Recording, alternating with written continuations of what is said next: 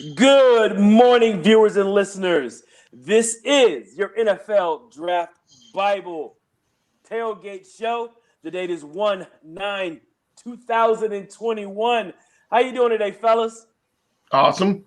Doing well now that I see your face. Look at you, that big old smile. Absolutely, man. Beautiful. Hey, whenever we got a beautiful sunny Saturday like this in Virginia, I'm happy about it. Of course, if you look down, you got my man, John Murph, Vice President, Player Personnel for the Toronto Argonauts. Of course, he's busy, got off the phones. Yes, this early in the morning, probably working the phones for us to spend a little time with us. If I look to the right, got my man, David Turner in the building, head of Maverick Sports Consulting. Of course, a busy season for him and everybody as well here in the NFL Draft Bible. Got a lot of things going on with what we have, and we're just excited on what's coming up for 2021 for us and for everybody else affiliated with us. So, yes, fans and viewers, thank you for tuning in, and we're ready to jump into the show today. And it's going to be a little bit of a different format. Typically, we're going to cover, or we would cover, all different types of games, college games, morning, noon, and night. But right now, we only are down to one game, okay? And the one game is going on Monday night. It's the championship game, guys. And it's going to be, as always, a late game. We're going to be up to 1 o'clock in the morning watching it, ceremonies and all. But what we'll do is this. We're going to cover different aspects of the teams, meaning the Alabama offense, the Alabama defense, OSU offense, OSU defense. And what I like to do is start with the GM. I call him the GM. I gave him that name because I sent an email thanking him or thanking David for something that John had done. And of course, John is not shy about letting us know about his great ideas. So now I'm just going to have to start calling John the GM. I got Ryan the Brain, got DT, my wingman, and I got John the GM. We got Rick the boss. So let's start off with John the GM.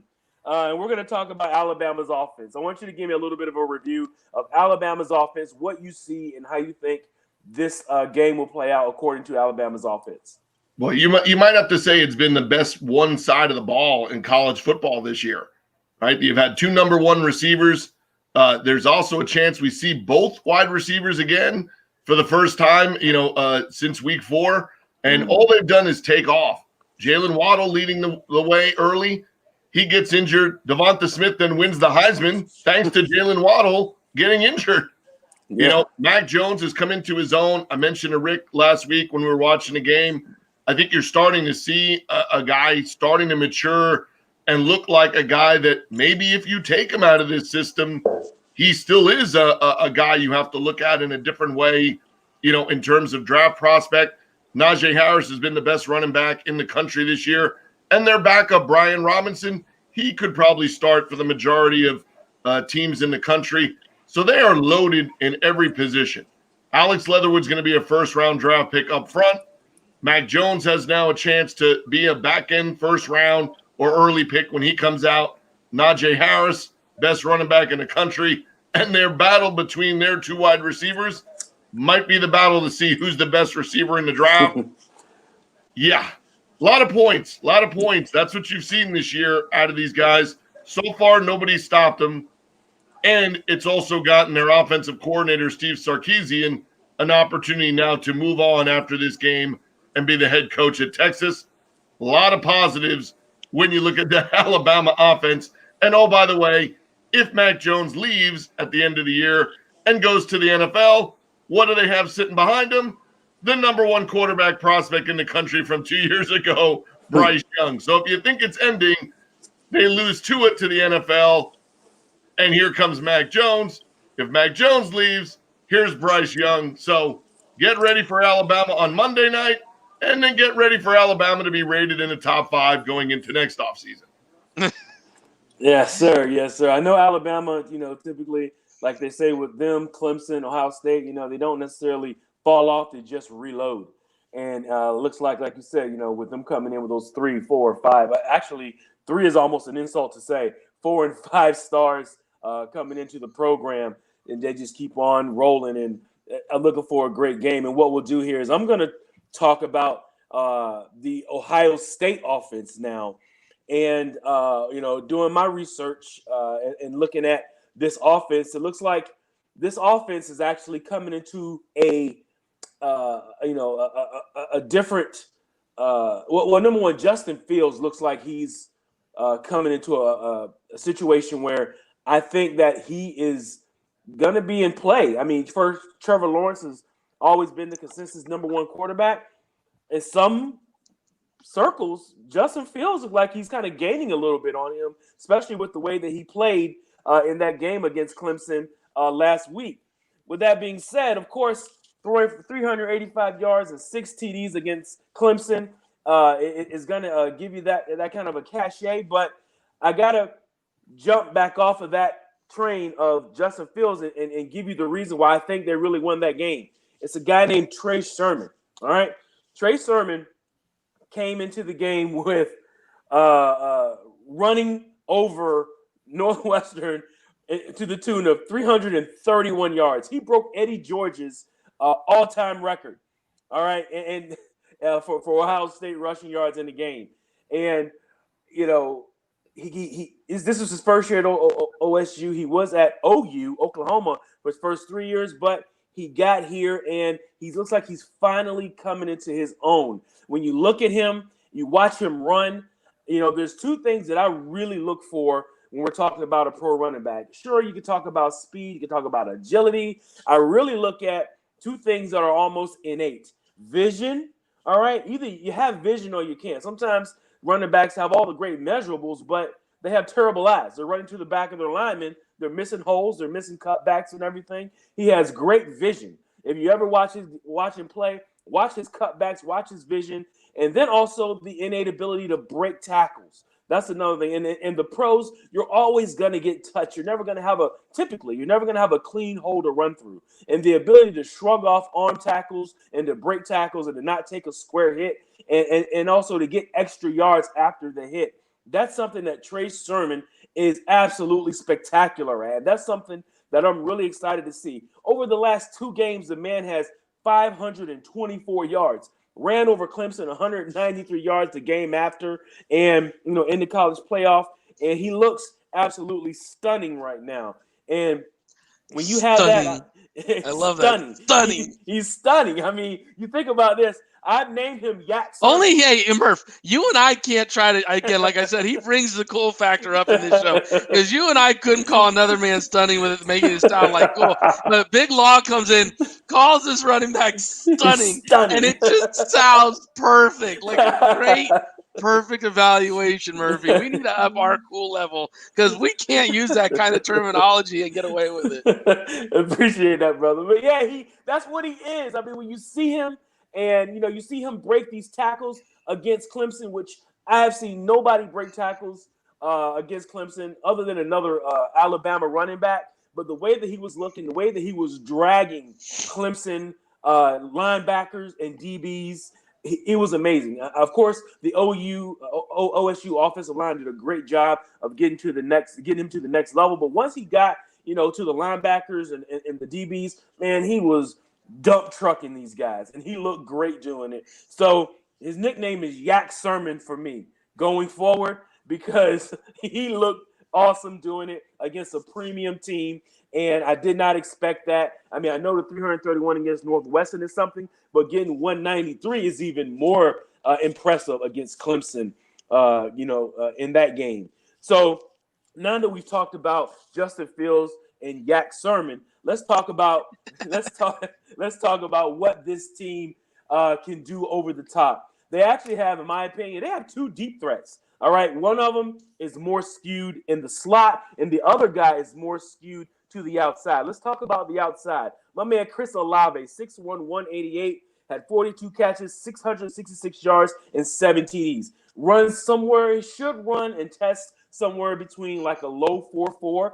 He may run a 4.33. Some of these, these OSU, Ohio State wide receivers can get out after you, and they can get by you. He has done a great job of blowing by a lot of DBs this year, and it was a little bit of a surprise to see him just blow by a lot of these DBs for Clemson. And he did it with ease. All right, and he's been doing it all year, and I guess I shouldn't have been surprised when I seen him do it against Clemson. And Alabama needs to watch out. I know Patrick Surtain is the man, and they may match him up with him on the outside. But if you're going to match him up on the outside, let's talk about the guy in the slot, which is Garrett Wilson. 6 feet, 193, 40 catches, 673 yards, 5 touchdowns. Premier slot receiver in college football. All right. I know Alabama has 2 studs, but Ohio State has 2 studs. Alabama has, the stats comparatively. If I guess OSU would have played 11 games as well, they would have came up somewhere similar. But as of right now, Ohio State would have had 2 1,000-yard, 1,100-yard receivers as well, because Justin Fields just has that kind of talent around him. And those guys, those 2 receivers are absolute studs. And how you cover that with a hammer of Yak Sermon coming down the pipe, you just never know what you're going to get. And Justin Fields playing his best game of his life last week. And then coming into this, question is, has he peaked? Has he peaked for this year in his college career? And maybe he has. I think OSU may have, being that their Super Bowl to me, or their championship game, was probably playing against Clemson and shutting Dabo up. And now they have to go against, the big boss, which is Alabama, and, and being down. So we'll see how this thing goes. And I'm excited for it. They do have some really good offensive linemen. One of the guys I wanted to point out was Nicholas Petit-Ferre, I believe is how you pronounce it. You guys can help me with that. Nicholas Petit-Ferre, the right tackle. Don't ask the butcher how to pronounce a name. I'll slice it worse than you. I believe it's Petit-Ferre or Ferre. He is the right tackle for Ohio State and has not given up a sack. Gave up 1 pressure this year. And, it was a pretty cool story. If you can find it online. It's talking about how his mother helped him win the job by naturally giving him support, but also feeding him to an enormous extent to get his weight up, so he was able to win the job this year at right tackle. And he's been knockout stunner for these Ohio State Buckeyes. So with that going on, I want to get to my man David Turner, and I want you to talk about this Alabama defense. Maybe not as dominant as it has been, but it's still Nick Saban, getting things done and confusing quarterbacks, getting turnovers. What can you tell me about this Alabama defense that's coming up on this Monday night? Well, like you were saying, it's Nick Saban, so the secondary is his baby. That's what he still coaches. So that's the strength, in my opinion, of this defense with Patrick Surtain and Josh Jacoby and other guys they got back there. Obviously, Pat Surtain is going to potentially be like a first-round pick. Where they're struggling this year, when you're talking about, is exactly where Ohio State wants to hit them, which is in the rush defense.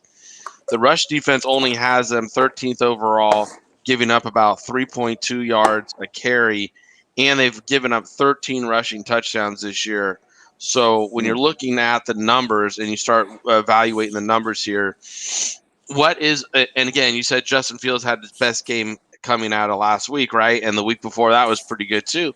Well, what are we seeing here? Big run time. He's able to play action. That running back they got there, what'd you call him? Yak Sermon? Yak Sermon. Yak Sermon. Yak Sermon is pulling up the safety, making them stack the box, which is giving Fields more of a man look on the outside. His receivers do have speed, so they can beat that and giving them wide open lanes. When you did evaluate this team last week against Ohio State against Clemson's safeties and linebackers had trouble with the formations, lining them up, knowing where to be all game. From the third play of the game all the way through the end of the game, it didn't matter who was in there. They were having trouble getting lined up pre-snap, which was putting them out of position right away. So I'm looking for this game to see how Alabama's front, who has a bunch of rotational players, they don't have like that stud linebacker like they've had in the past, like that, McLean or something that's just like sitting in there like, come on, run at me, suckers.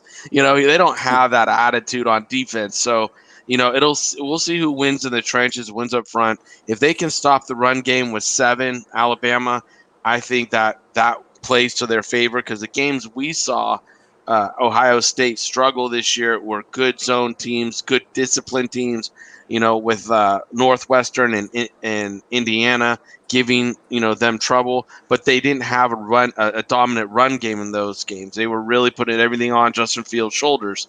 So if Mac Jones and the offense with that stack, like Murphy just said, can give this defense some lead and force them to turn Ohio State into a passing team and abandon the run game, that's going to play right into the strength of this defense, which is that secondary, and give them ability to back off, not have to play man, can sit in some zones, and then get after them with maybe some zone blitzes and things.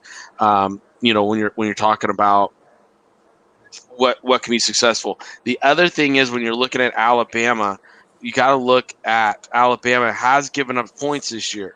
They've given up 24 points to Texas A&M, 48 points to Ole Miss. 46 points to the Gators.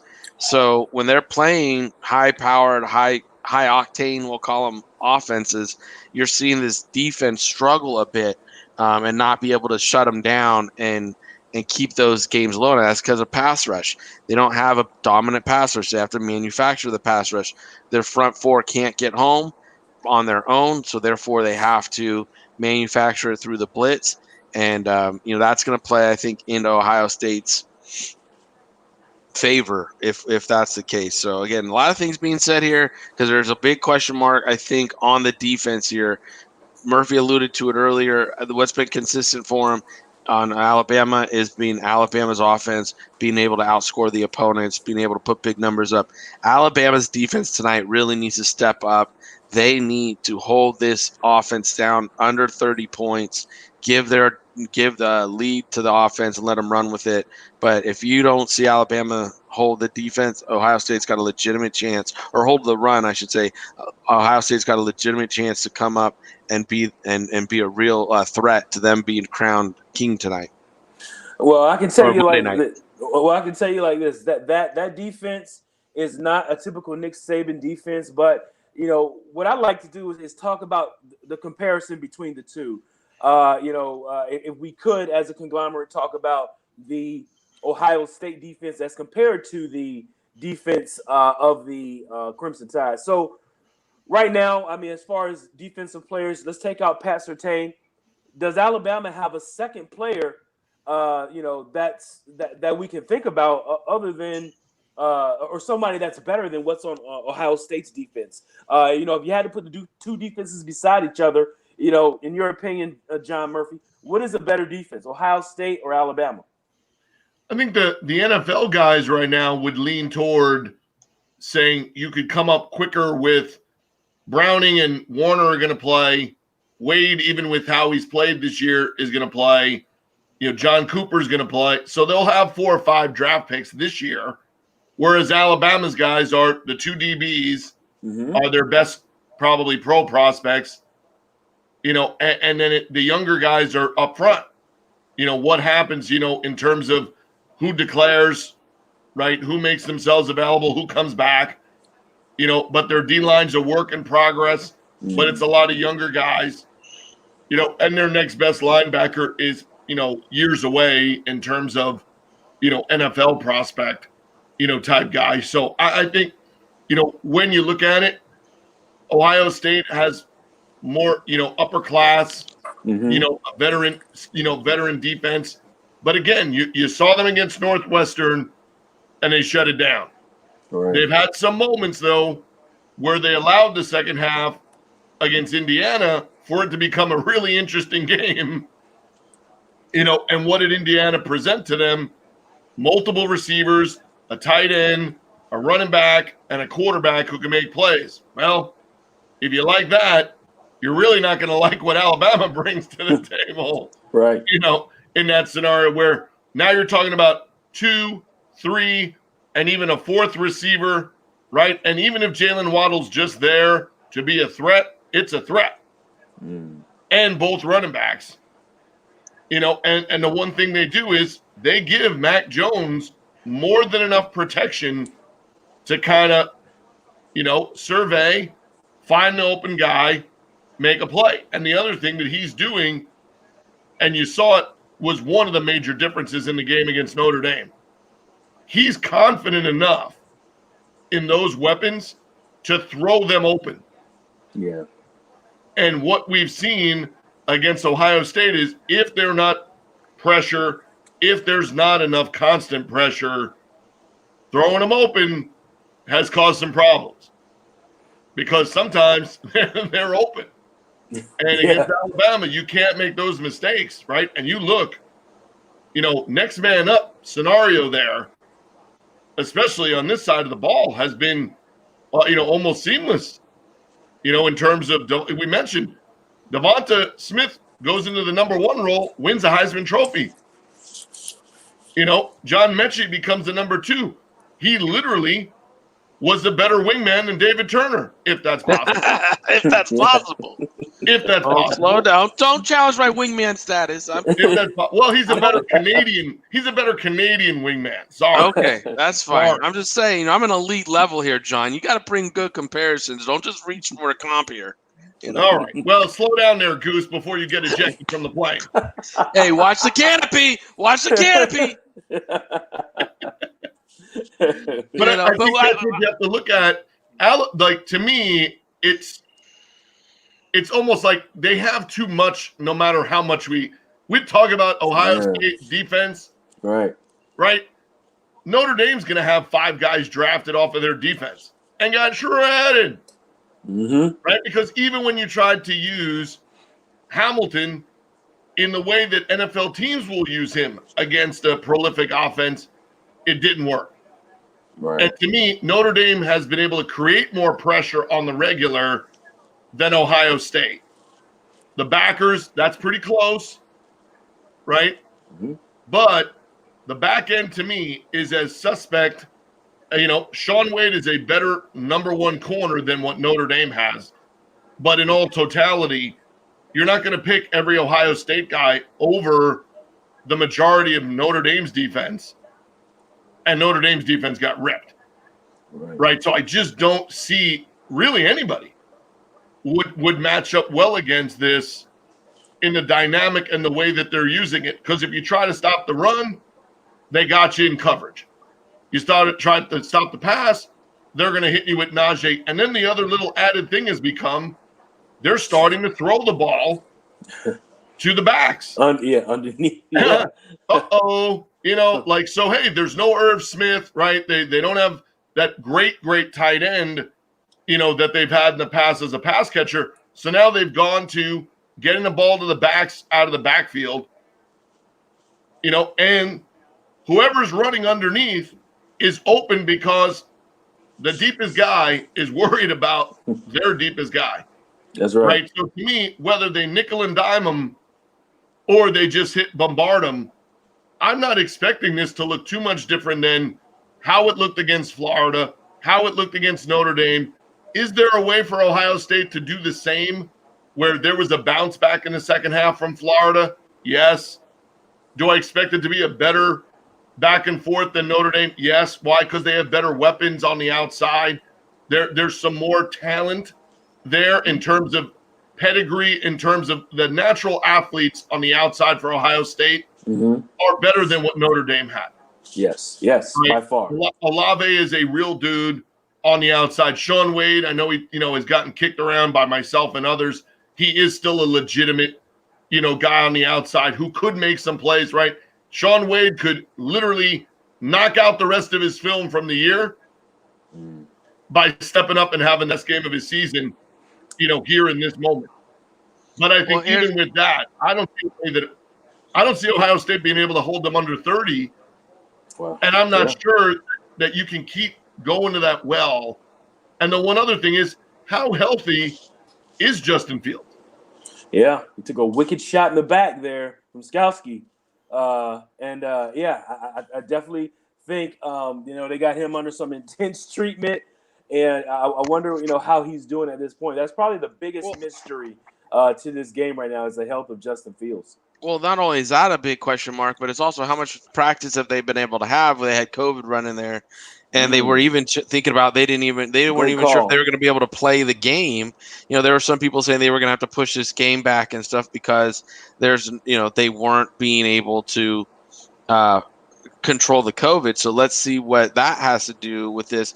But just talking the numbers really quick, guys, when you look at this, yes, they have the number 2 rush defense in the country with their whole 7 games played. Don't get me started there. But, when you start talking about like total defense, I think they're like 100 and something.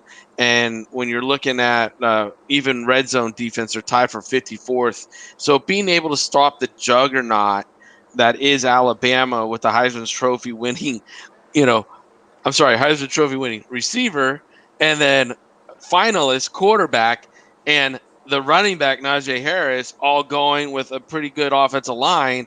I mean, that's just a juggernaut that's going to be very hard for Ohio State to match up on. They didn't see much of it this year because the conference they played in this year wasn't real strong, but they still gave up, like John said, to Indiana. I think they gave up 30 points or something. In Penn State, who I don't even know if had a win this year, they gave up 25 points. So, they struggled on defense, stopping people all year. They were able to step up, like you said, a very emotionally charged game, one that's become a rivalry, Ohio State with Clemson, and play at a high level. Can they rebound from that emotion and play again? They still gave up 28 points to Trevor Lawrence and that offense, but here comes that juggernaut of Alabama. So this defense, I just don't think they're going to match up well.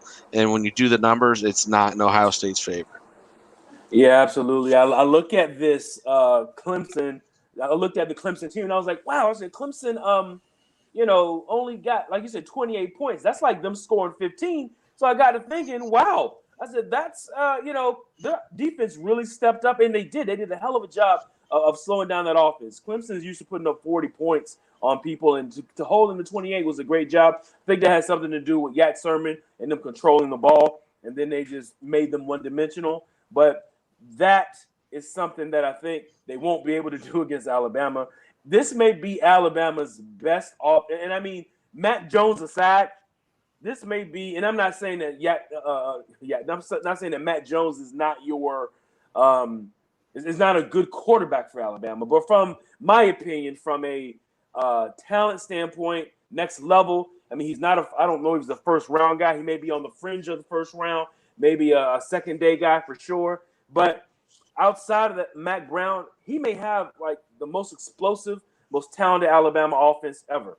And like John was saying, maybe they don't have the tight end, but Najee Harris in the open field is as frightening as anything any defensive back could look for on a screen, or any running back. That guy coming downhill, I'm not saying King Henry-esque, but he's got some King Henry in his game. So I'm going to check that out. We're all going to check that out. We're going to give you guys a real thorough evaluation of the game after that game is over. But I want to get your guys' predictions on the game. Of course, Alabama right now is a -8 favorite. The total over is 75. What do you guys think? The number one, how many points will be scored, over 75 or under 75? Or is Alabama going to beat them by more than 8 points? I'll go ahead and shoot it to you first, DT. Well, I think this is an Alabama game, 100%. That's my pick, and I think it's an over. Because I think Alabama's offense is coming in to just lay it down on them, just lay the smack down on them to where they're just going to be like, what, can you smell what we're cooking?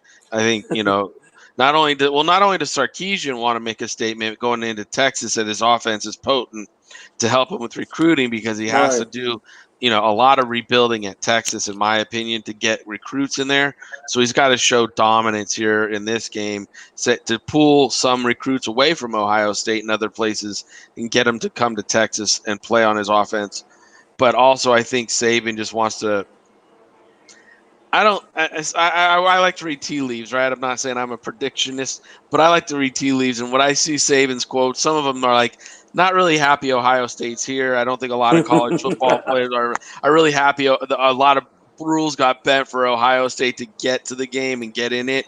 So I think he wants to throw him out the club. Let's just put it out there. He wants to throw him out the club. Yeah. And he wants him out the club in a forceful way. So I think if Saban can put up and Sark can put up 56 on him, they will. So I think that's where a lot of the points are going to come from, are the Alabama side.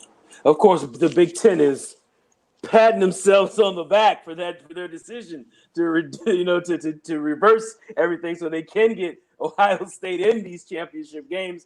And I mean, you got to give them some credit. They knew that the team was good, and for Ohio State to oblige and win the games and to show up, it actually came out the way that they wanted it to. And John Murphy, give me your prediction on this game as well. Yeah, I think the 75. That's such a high number. It does kind of worry you and scare you a little. I think though the bad bet or the bad beat here could be you could get a late Ohio State, right, or you could get a couple of scores in the in the fourth quarter that in a game that's already been decided that might roll you over that number. Even if you get to Alabama only in the 40s.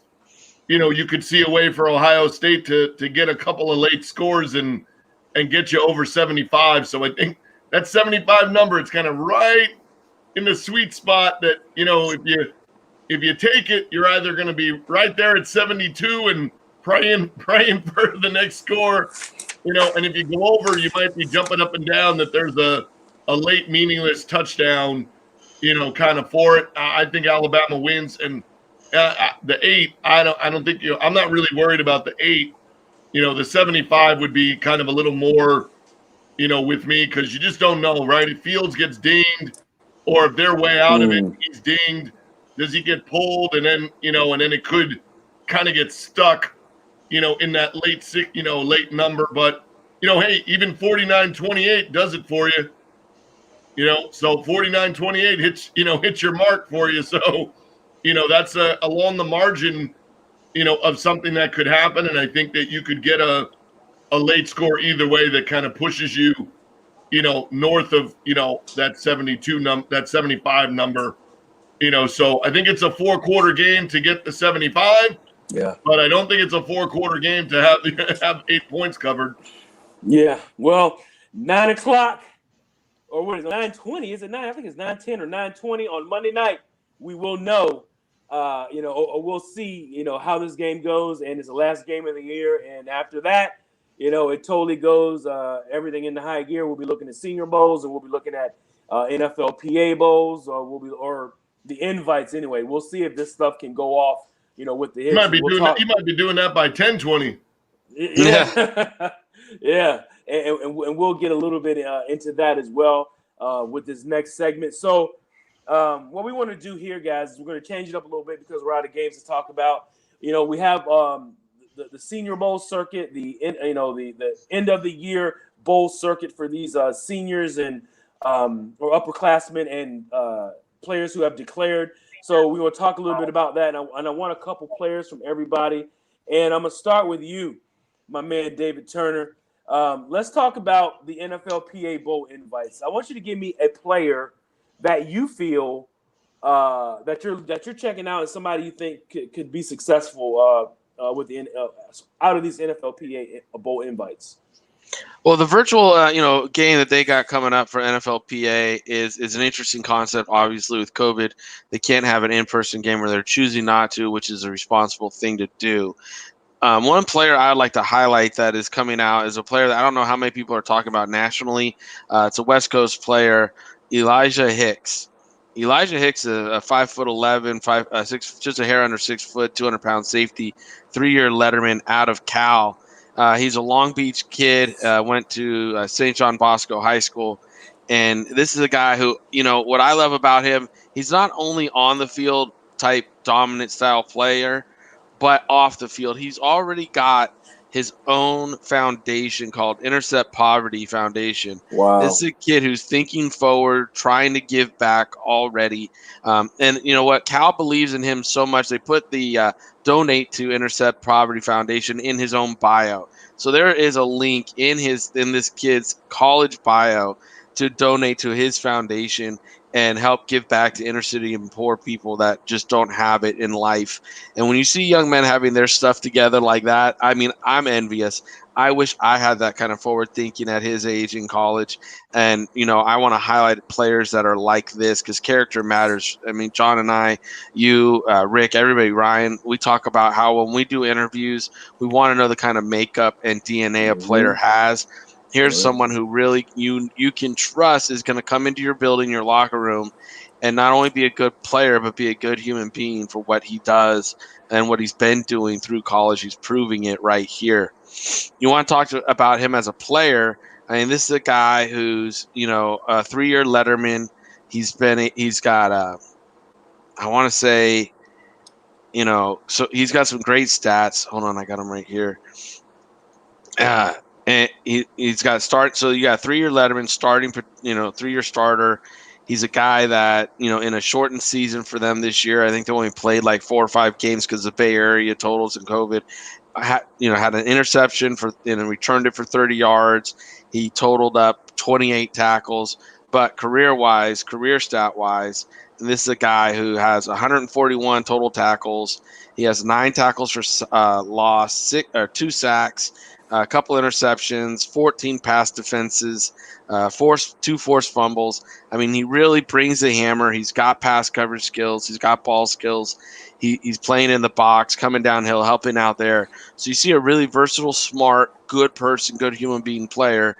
And this is a player that, if I was a personnel guy for the NFL or if I was back in Canada with John, I'd be walking in to interview him to see what kind of player and person I was getting, see it firsthand knowledge right here. So that's one I want to highlight is this Najee Hicks. Awesome, man. Thank you for that. And what I'll do is I'll give you mine right now. A guy, and I'm going to stick right here at home in the state of Virginia, and I'm going to go with a guy by the name of Charles Snowden, who actually, of all times, he got hurt. He got an invite to the NFLPA Bowl and the Senior Bowl.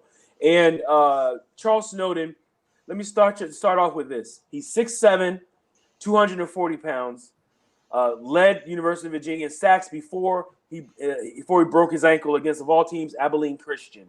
And he is, in my opinion, probably one of the most versatile, under-the-radar, real linebackers nobody's talking about because the kid has a complete skill set for the outside linebacker position as a pro. He's the kind of player I look at, a coach like Bill Belichick looking at this kid and saying, I can get this kind of a talented kid and I don't have to draft him in the 1st or 2nd round because of the injury. He may wind up going 3rd or 4th round just based on his measurables, but if you ever watch the film with this kid and you'll see what he does, his skill set, first of all, as a basketball player. He came to UVA off of playing football and basketball like a lot of these athletes do. They play multiple sports. But he was a better basketball player coming into UVA as a high school player. So he grew. He was a skinny kid at 6'7", 180-some-odd pounds, 90 pounds coming into the UVA program. Now he's at 240-plus.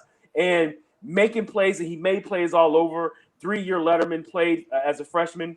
What he does is this. The man can set the edge with his length, and he does a great job of turning the play back in, for the rush and for the pursuit. Also, the young man can also rush the passer with his length.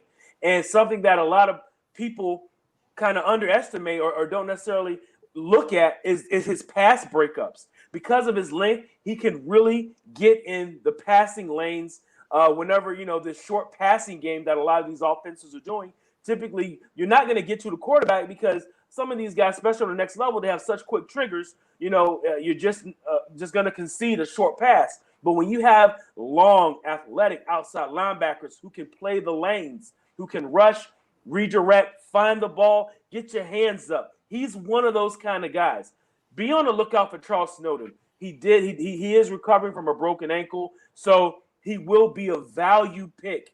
Hopefully a day 2 pick for this kid. And if he's a day 3, he's a diamond. I mean, he'll come in next year and compete, I think, for a starting spot. If you don't have your linebacker set, I think he can come into the league and compete for a starting spot as a 3rd day or a 2nd day pick right off the bat.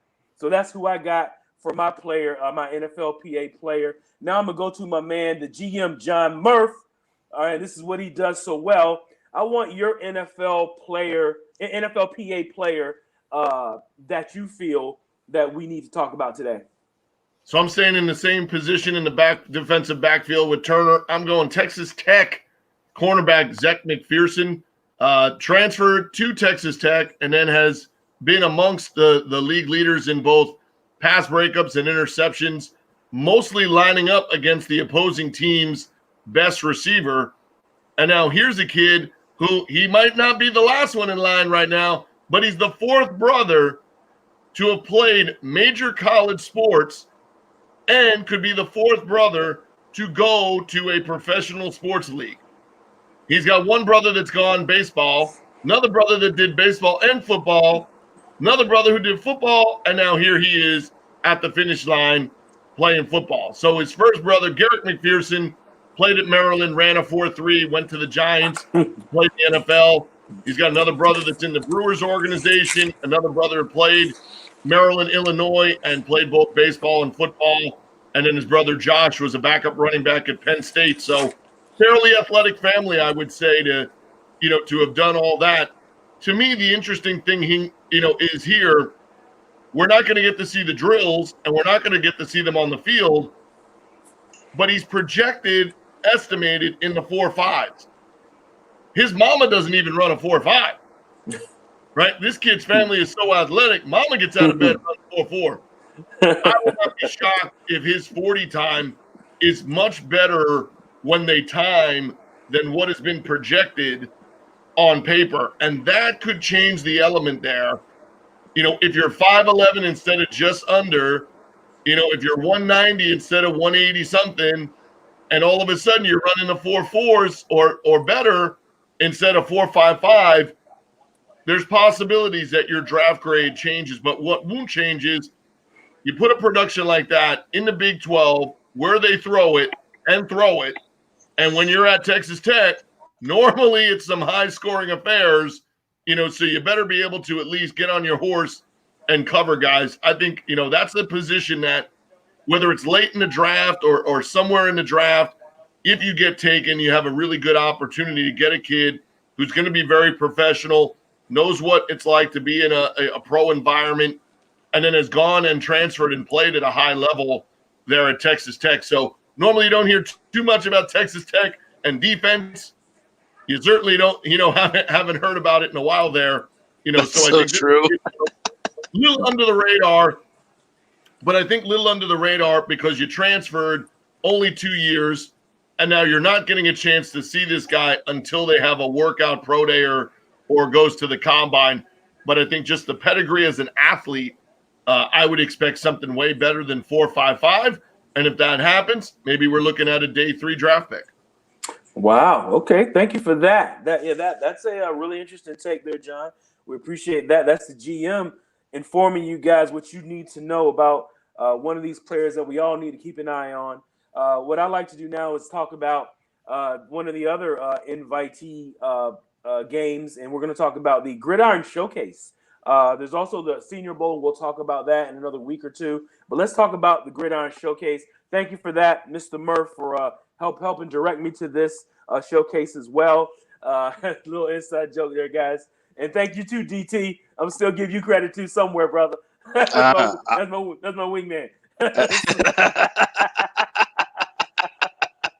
But I like it. But thank you, John. Somebody's got to bring the wings, and somebody's got to bring the celery. Yeah, I'm all about I'm all about the wings, baby. And the ranch dip. All about the wings, baby.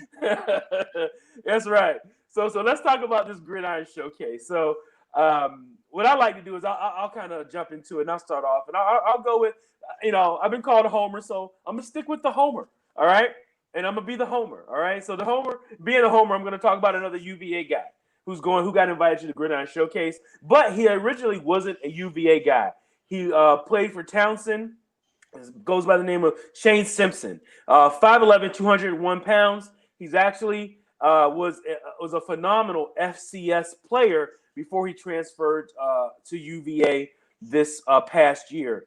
He was first team FCS special teams player, over 171 combined yards per game in 2018. 2019, he had an injury, season-ending injury, so he couldn't play for 2019. But came 2020, got the transfer, got given another year of eligibility from NCAA, went to UVA, and really didn't put up a lot of numbers, but he flashed. That's what you want whenever we're talking about these players. Sometimes it's not always about the numbers. Sometimes it's about what you see in a moment, what they can do when they get an opportunity. UVA has running backs, and they have other different types of players who can make plays on that offense, Billy Kemp and some others. But this guy, Shane Simpson, who's a running back who can catch the ball out of the backfield, the guy has a great skill set for the pros. Can catch screens, he made an incredible catch against Chaz Surratt in one-on-one coverage and beat him down the sideline for 75 yards on a flare pass. Also, returning punts. You want to make a team as a young player, play special teams. Be a special teams specialist. That's how you get on the field. That's how you make a team. And this is one of those kind of kids. Return punts, returns kicks, can cover punts on the punt team. Just a really good young man, talented, good size on him, 5'11", 201, and can also run a little bit between the tackles for a smaller guy. But if you're looking for a guy who has had some success but doesn't have the numbers and may be under the radar, check this guy out. But he was a 2018 CAA Special Teams Player of the Year. Don't sleep on him. It's Shane Simpson. So what I like to do now is get that same person from the Gridiron Showcase from David Turner. David, who do you think on the Gridiron Showcase that we can think about and see right now for this showcase? Of course, everything's virtual right now, right, David and John? Because we don't know what's going on with this COVID thing. So, well, I think the Gridiron's going in isn't the Gridiron going in person? They're in Texas. Texas. Texas don't care. Anything happens in Texas. It used to be everything in Texas was bigger. Now it's just everything happens in Texas. So just head on down there. Ted Cruz, he's going to let it all happen. But with that being said, when I did the roster digestion on this one last night and I was looking at the players, there was one that stood out because I'm curious about it. He was a player that was a 3-star athlete, but he had a lot of interest from, and he had offers from like big schools coming out of high school: Alabama, Michigan, Florida, Florida State, Miami, Maryland, Minnesota, Arkansas, North Carolina. But he chose FIU, and that was kind of interesting. But he wanted to stay home because he was a 3-star athlete, and he kind of read the tea leaves, and he was like, I can go there and be a guy, or I can go to FIU and start and play and have a career. So he went there, and he's huge. I mean, this kid is 6'6" and 270. Like you were talking about the other kid that you picked out of the NFLPA Bowl. This is a long kid. Yeah. I see him more of a 5'6" technique in a 34 front. But I want to see his pass rush because he doesn't have really great pass rush numbers. But with the length, the size, I'm like, maybe this is an interesting dude that can play in the 34. Maybe do some interesting things. And so when I think of Gridiron Classic, it's a place where I like to go and see stuff that maybe I didn't see from a kid in college, and see those tools now. They usually put them in really good situations, really good one-on-one stuff that would be able to highlight some of these pass rush things and stuff, just by the way it's formatted there at the Gridiron. So, I would love to go down there this year if I could and evaluate this kid, because he's got the measurables. He's got the 2018, 2019 awards, for being one of the top linemen in the Conference USA. So, again, he's interesting. I don't know if he has the pass rush for the next level, but I liked his story when I started researching and looking into him. So for me, I'm like, okay, this is a dude that, with the size, length, possible 34 front, 5'6" technique type guy. Let's do some more on him. This is one where the last guy was a no-brainer. You go down there. He has football stats. He has off the field, no-brainer. that's a guy you just want to, kind of check the boxes to make sure you're right, but he seems to be right here. You want to go down, really digest this player, put him in some situations and one-on-ones to see if he can handle it, and really, you know what, now you can confidently write in your report, this guy can do this guy can do that, which helps you when you're on the table for him later in the draft process or as an undrafted free agent.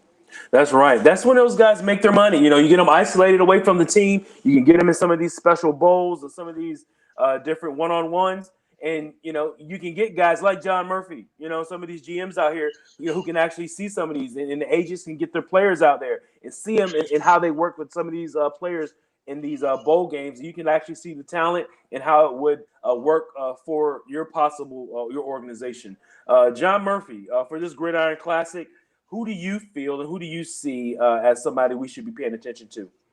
There's a couple names that kind of jumped out at me, when looking at this. Now, the good news, we're not sure how this will play out in the, between now, we're at the 9th and they're supposed to start up, I think, around the 15th, 17th, time frame. So let's see how this all looks, and can we actually get down there and lay some eyes on these guys? Evidently, they're at their hotel. The interviews may be kind of socially distanced or, still kind of with the, the Zoom type mentality. But then on the field, supposedly each group is going to be working out individually. Now, you may not get quarterbacks with receivers and running backs. You may not get any one-on-ones, but you may get individual drills. At least it's something, it gives you a little bit of something there. They're also working on having a pro workout for free agents, which, that's not been something, that teams have really been able to do on their own or been able to showcase, things. So I think there's definitely some safe methods here, right? If you're outdoors, and they're spread out and you only have certain groups on the field at the same time, I think there's a way to try to get some of this done, give the kids an opportunity and not put anybody in too much harm. There's always going to be a given amount, right, that you're going to have to accept if you're doing this kind of job, whether you're a coach, a player, a staff, you got to accept the factor that if you're going out to a workout, you are taking on some assumed risk, with that. So, we're very grateful that David Turner has volunteered to do that while we all sit at home, and we'll send him out there and see how he fares. Hey, yeah, me and my scooter, knee scooter. I got it. What's the worst that could happen to him and his scooter down in Dallas, Texas? Exactly. Yeah, we'll slap a Trump sticker on him and let him roll. Let him roll. We'll put the Trump sticker on the on the walking cast. Yeah, that'd be right. Good. Yeah, that'd be good for me. Just sign his, give him a little autograph on his cast and let him roll. Oh my God. Here's a couple of guys. Brandon Stevens at SMU was a running back at UCLA, went in the transfer portal, and then told teams, hey, I want to transfer, but I want to come as a DB. Goes to SMU as a DB, and then leads them in pass breakups and interceptions the last 2 years, and goes from a probably undrafted at all running back at UCLA to one of, if not the best DBs in his conference. So you can see what happens when a kid knows his situation, went to the transfer portal, found a home, and then walked on as a DB, and the coaches said, okay, we'll let you do it. And suddenly, within 2 weeks, was the best DB on his team and has been a starter for 2 years. And now, roughly 6 foot, 200, probably going to run sub 4.5. All his numbers look a whole lot better at corner than they did running back at UCLA. So kind of funny that you could be on the back end of the depth chart at running back, transfer to another a top 25 program at SMU, tell the coaches, I'm going to go play defense. Admittedly, the coaches said, we kind of didn't know what the kid was doing. And then after 2 weeks of practice, we were like, how come we didn't think of this? Because he's the best DB we have. So, got to see him live at Tulane. He definitely is a guy that can run. He is probably right at about 5'11", 6 foot. So I think a very interesting late round developmental guy that teams love these kind of project stories at corner. and it's very easy for them to see them maturing into being a different type player once you get to the NFL. I think Quinn Morentz is kind of their under the radar, Wisconsin Whitewater O-line. We've heard a lot of the kid, from Northern Iowa. We've heard a lot of the kids at North Dakota State. This is another one, can play kind of combo center guard, has plenty of size, therefore that'll be the interesting part to me. That will be the thing that would be disappointing, that there's no one-on-ones, or kind of team drills, is to see. It's one thing to say I have center guard versatility. It's another one to see it live, right? Because you can show me you can snap in drills. Now, how do you handle with a guy on top of you after you snap it? Because if it's not something you've always done, it takes a little time, and you want to see how somebody like that progresses over a week, and also how they would do in a game situation and practice situation. If one time you're asking them to do it from center, then left guard, then right guard, then back to center, then left guard, because that would be the role. If you're a number 7 on a team, you might have to come in at one spot one week, another spot another week. You want to see how a kid like that adapts to playing against a better level competition, a quicker game play in terms of the D lineman when he's going against his own kind of guys. How does he do? But how's he do against a bigger helmet guy? We may not get to see that, but I think he's a kid that you want to keep an eye on. Again, tracking more late to PFA, type guy. That's kind of where you're looking at that. And the last one is TJ Vasher from Texas Tech. Another kid. You're talking about Snowden. We can make a basketball team out of yeah. Kid and this guy. Hey, before you move on, Murph, you know what that last guy reminded me of? Is remember when you were running the Texas Nation game, you had an offensive lineman down there named TJ Lang, right? And at practice he started, and then he played 4 of the 5 positions, and he played it really well. And I was a scout for the Raiders at the time, and I went back to my O-line coach, who was Tom Cable at the time, and I said, hey, there's this young kid that nobody's talking about that was able to play 4 of the 5 positions, and he did it all well. And the only reason I built that confidence in myself was when you guys put him in the one-on-ones in the game situation. I could evaluate, because he wasn't from my area as a scout, but I was responsible for that game as a scout.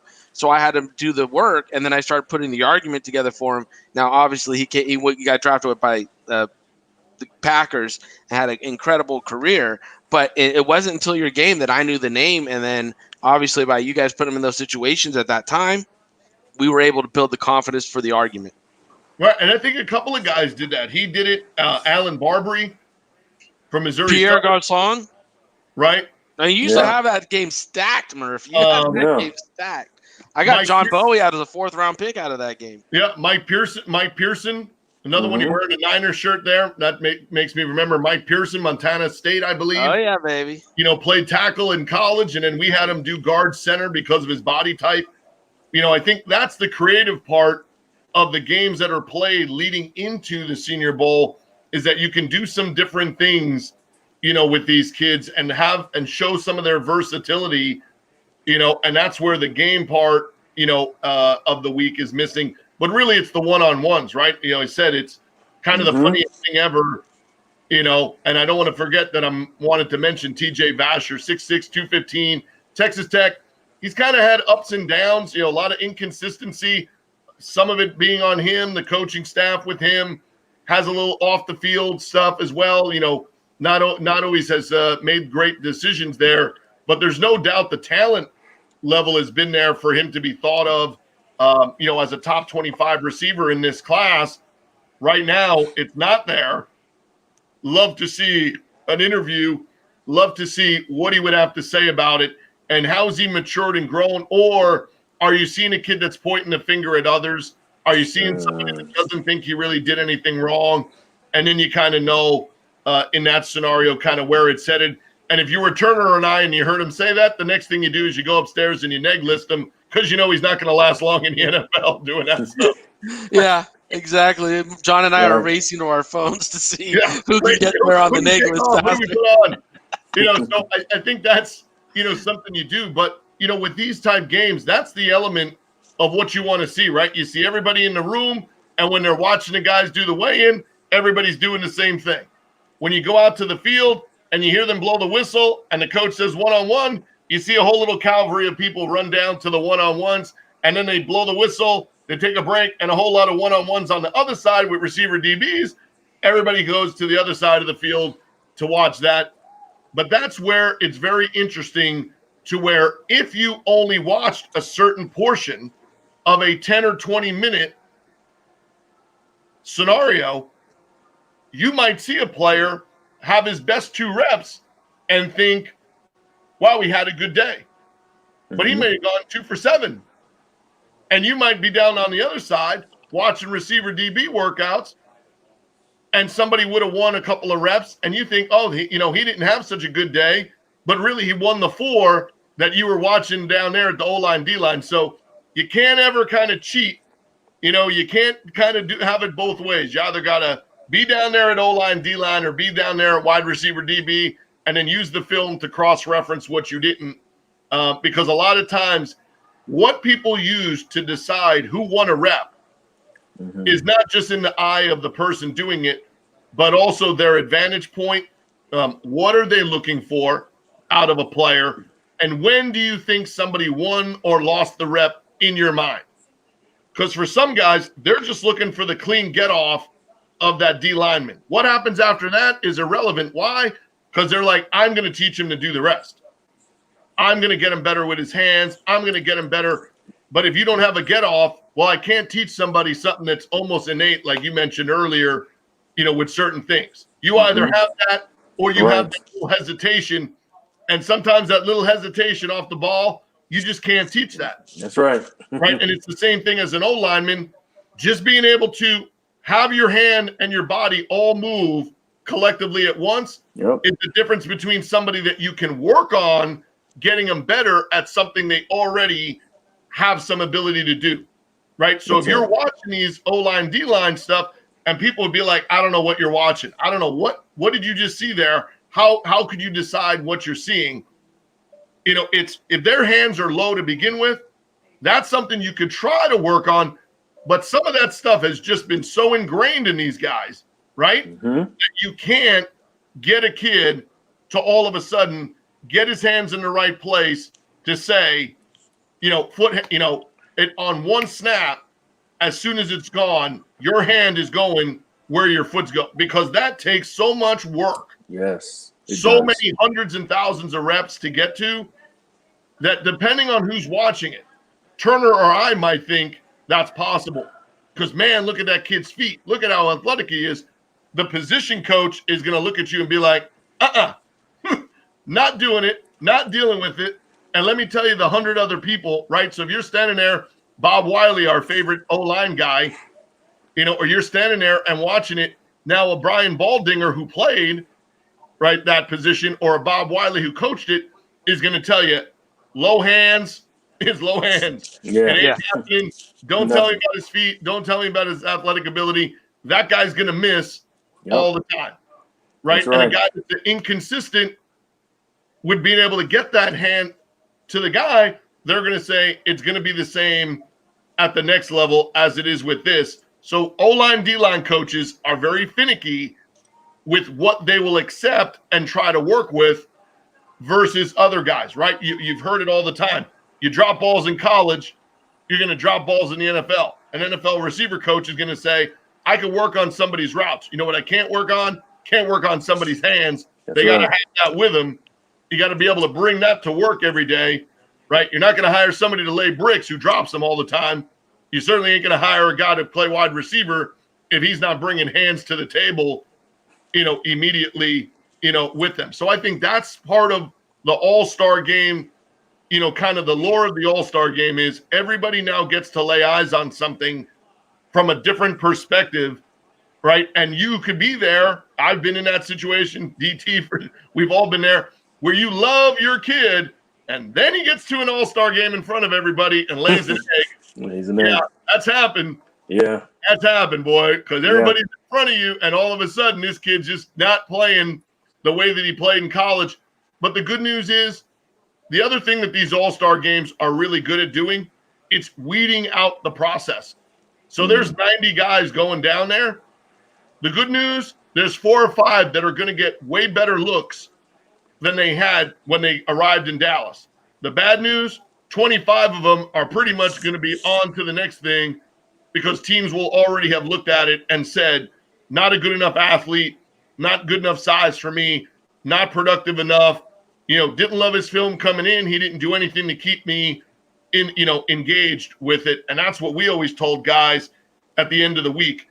Do whatever you can in a practice, an interview, a meeting, just walking down the hall or in the game with the scouts on film to keep people's attention as long as you can. Because the longer I'm talking about you, the better the chance you have. And now all you really care about is getting into camp. Everybody wants to get drafted. But the reality of it is, to have a shot to make an NFL team, you got to get into camp. That's right, to show your stuff. See, you guys, see that right there? That is the GM at his best. That is Johnny Golden right there. That is Johnny Golden. Wow, the GM and Johnny. He's got 2 nicknames today.